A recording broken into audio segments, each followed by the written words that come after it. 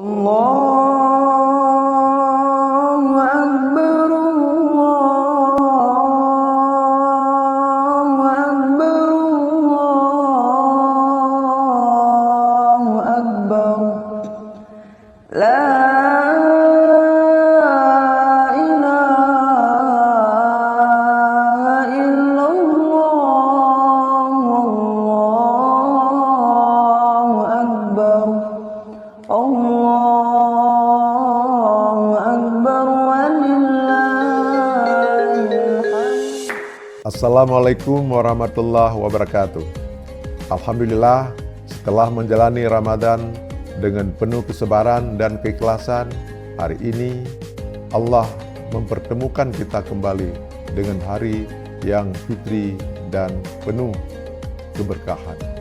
Idul Fitri menjadi momentum bagi kita semua untuk menyucikan hati, saling memaafkan, serta mempererat tali silaturahmi dan persaudaraan. Semoga nilai kebaikan yang kita tanamkan selama Ramadan dapat terus kita jaga dan amalkan dalam kehidupan sehari-hari.